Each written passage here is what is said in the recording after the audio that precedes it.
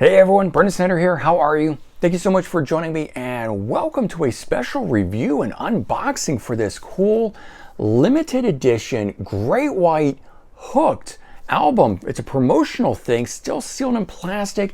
I just found this at my favorite place, Sound Exchange. Can't believe that someone would have this and never have opened it as a promotional item. Let me show you the original album there, right? Yeah, so I've got this. I thought it'd be cool. We'll do a quick little review, do an unboxing. I'm going to see it for the first time. You guys will. Maybe there's gold in it, maybe not. Don't know, but we'll find out shortly. If you're new to my channel and you haven't already hit the subscribe button, please do. Leave a comment, hit like. All those things help. I would appreciate it. And of course, if you turn on notifications, you're going to find out about cool videos just like this where I'm getting back home and I'm unboxing something great that I just found. I snagged this for 25 bucks. I'm kind of expecting CD, cassette, something is going to be in here, but when I shake it, I don't hear anything, so I don't know. Maybe there's a little bit more in here, but we're going to talk about it in just a bit. Of course, I'm going to try and figure out how to take it out of this and open it. And one of my favorite albums, I have to say, first of all, I absolutely love this album. If somebody asked me what's my favorite Great White album, I would actually say it is Hooked, which is why I went ahead and spent the money on this, because if nothing else, I just think it looks really great.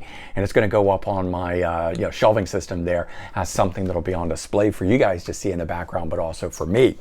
Now, for those of you that do watch my channel quite often, you might notice that there is a blank spot on my wall where I normally have this because I wanted to take it down and show you guys. So Great White record, this is the original album cover, which was considered too risque and had to be censored, but at some point in the early to mid 90s, I met the band and I got them all to sign it. So this is the actual record's still inside this thing, and I just went ahead and framed it in one of these guys, but that sits up on my wall. It's one of my absolute favorite things that I've got. So there's that, but this was the censored album cover, and of course they did have it uncensored on the inside, so you could always flip it around if you wanted to. But I loved this album. Opening track, Call It Rock and Roll, on here to me was as good as the Once Bitten Twice Shy song, which was really, the Ian Hunter Mott the Hoople, track. And but the rest of this album on here was fantastic. The album came out in, I think it was 1991, and it was their 5th studio album. And even though Twice Shy, the album before it, was probably their biggest album, double platinum, the album before it, Once Bitten, both of those hand in hand, great albums. This one didn't perform as well. I think this one eventually would go gold. But I just really enjoyed it. The second track on here, the original Queen of Sheba, is a fantastic one. You got Cold Hearted Lovin' on here. Can't Shake It. That's another Brewster Nielsen Brewster cover that they do a wonderful job of. They had done some other ones. But Desert Moon, which was the second single off here, again, I just absolutely loved it. It had fantastic art like this one. I don't actually have the CD single handy, but it had a girl sunbathing on the moon in similar style to that. Now, recently, Bad Reputation Records reissued it with the original album art, and you get a bonus Live in New York 11-track live album added to it. So I'll just turn that over a little bit more so you can see it. But if we look at either one of these, the colors on this were more grayish blue, and this is very vivid blue, and I don't like it. Her body is much darker and more shadow than it is here. So I didn't like how the artwork came out for this, and it kind of bummed me. I feel like it sort of got ruined. I don't know what they took it from, but the colors on it are just not accurate. But I had to pick this one up because it's the CD with the original album art. It is remastered, and then it's got the Live in New York on it, which made it worth it in and of itself just for that. But as I said, we're here to look at this one. Now, it's in a net, which is pretty cool. So Fishnet has caught the box right. It's got like a fake mock shark tooth in it. I'm assuming if I pull this out, this thing is going to untwirl. We've got this. So let's find out. Okay, thing's actually not moving. Let me see if I can put it down and pull. Oh no, I think it's actually on there. Oh, maybe this is why the person didn't actually open it. Let's see if I can undo it. Oh, there we go. Got it out. The shark tooth. I think it was just sticky in there. It had been in there so long, but I for a moment thought this thing was not meant to be open, and maybe that's why the other person didn't. So I pulled that out.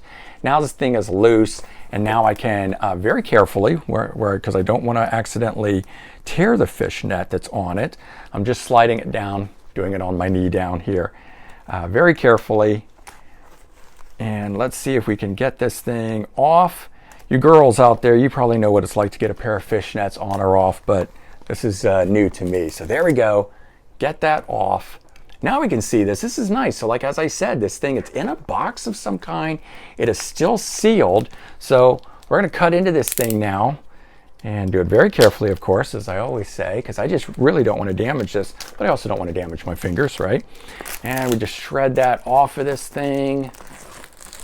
Oh man, it always feels so great to open something for the very first time. It's just absolutely beautiful. So this looks pretty cool. All right, oh, so actually I didn't notice this.